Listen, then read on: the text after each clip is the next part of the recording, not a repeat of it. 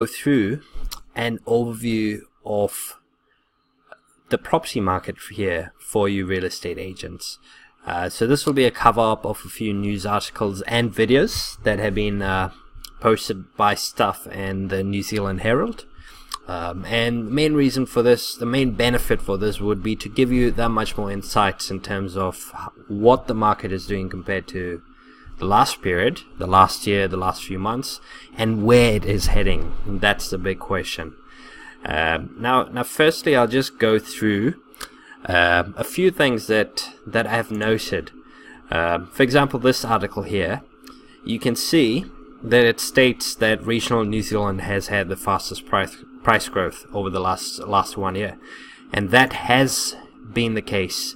While the bigger centres haven't been growing as much in terms of house price rises, smaller areas such as Dunedin, Invercargill, Whangarei, Napier, they're actually seeing quite a lot of growth.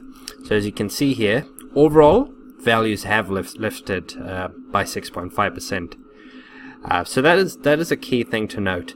The two areas where we're seeing a drop, well, a level off in Auckland and a drop in Christchurch, just by 0.8.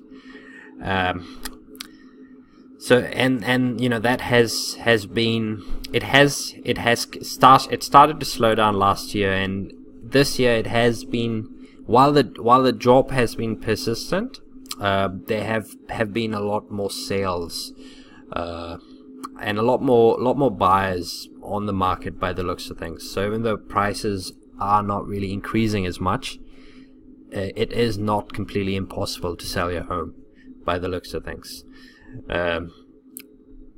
So as you can see, they've stated about the market in Auckland being sluggish, lack of good listings as well. So there are listings, but there is a lack of well presented listings.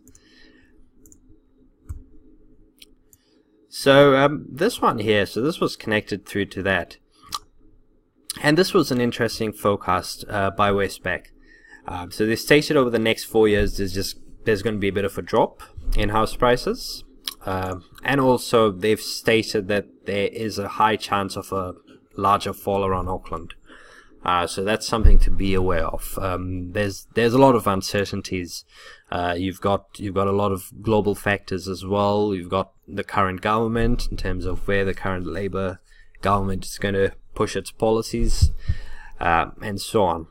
Another thing is, if you were selling an apartment, you would have found it a lot more challenging to sell one above what the owner had paid for. Not in all cases, but there was a higher chance than if you sold a home. Population's still increasing, people still need homes, and obviously that's the case. So it's not as affected as apartments by the looks of things. Here was another one, and these were some numbers released by Buffett and Thompson, and as you can see, they have had quite an increase in the number of properties, but people who are buying are expecting the prices to not be as overwhelming as they were previously. So buyers are having the time to actually negotiate and drop down prices, but at the same time, you've got to understand that there are a lot of factors proving that the market's not really going to drop tremendously. Yes, there's a chance, but it's not an absolute possibility. So as you can see, Buffett and Thompson, 12.1% increase in sales, and this was also more than the same period last year. So that is good. The only thing is the sale prices are flattening off, and obviously, as you can see, buyers' expectations were dropping. So this is where buyers have a big say in the market right now. Even though some people might still say that it is a seller's market, it really depends. If your property is well presented, the property that you're listing, it's got that, it's in a good location, or if it's over the $1 million mark, you still got a lot of opportunities to make good sales. But it's just the properties that are in the investment level range that's where you're going to need to compromise on the sale numbers from what the market is saying. So as you can see, many of the under $500,000 sales took place in central South Auckland, northern, western, and southern. And obviously in excess of 2 million and 1 million were in the same line. So they're not really struggling as much as lower price properties. Now I'll also share this video here.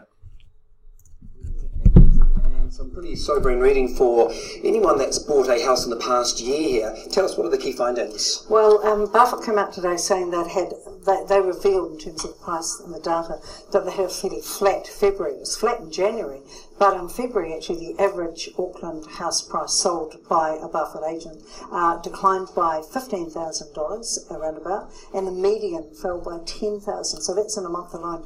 But you're right, we're going back to numbers that were really prevalent 2 years ago. So there's been quite a drop. Well, and I see a 2.7% drop when comparing February with February 2017. What are you looking at when it comes to areas? Are you seeing differences in areas? Are some up, some down?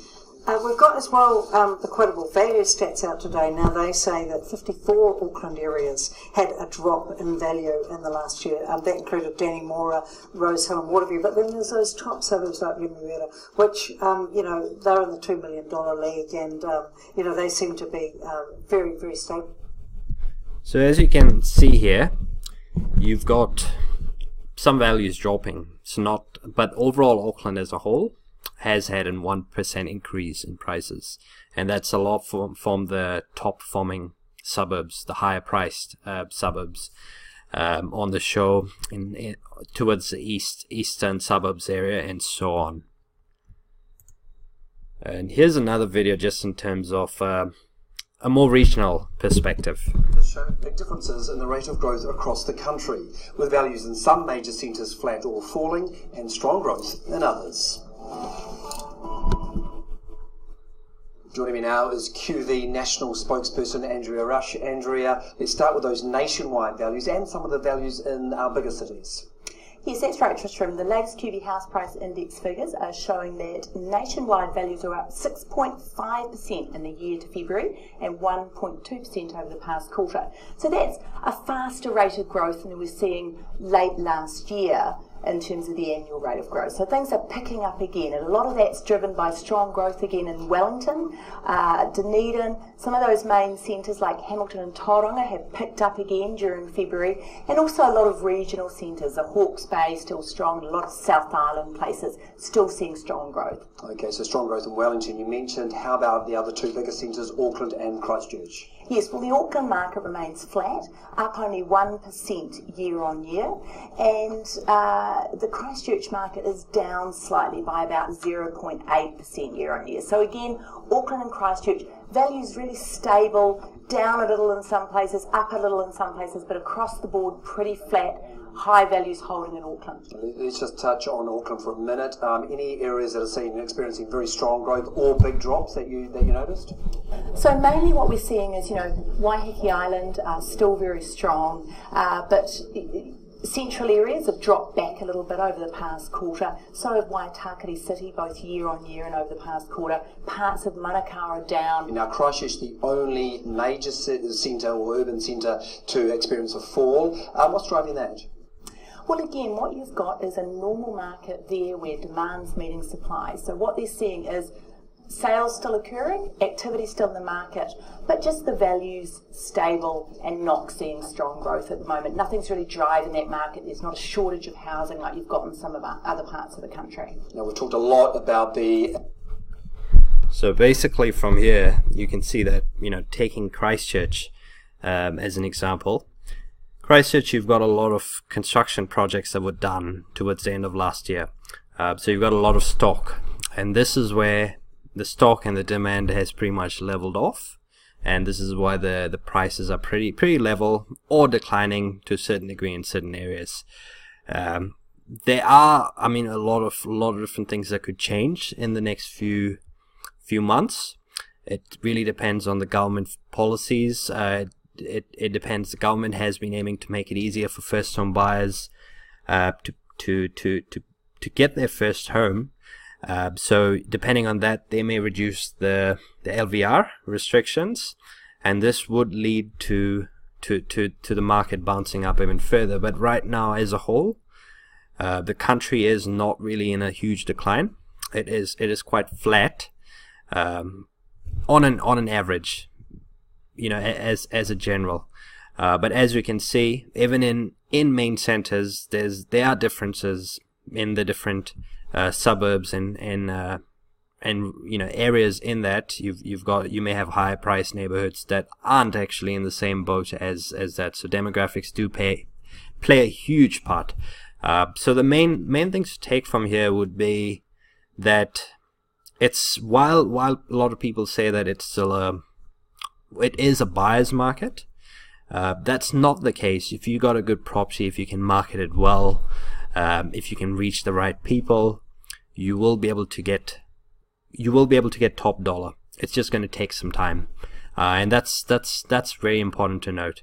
And if you're in centers, in more regional centers, smaller centers that are having extremely high growth, such as in Invercargill with a 10% growth, it's going to be a bit easier, but it's not going to be as easy as it was, say, 2 years ago, or even over a year ago. So I hope this has helped. Feel free to leave comments. Be happy to read through them and go through them. Always appreciate your views. And credit to NZ Herald and Stuff NZ for these articles.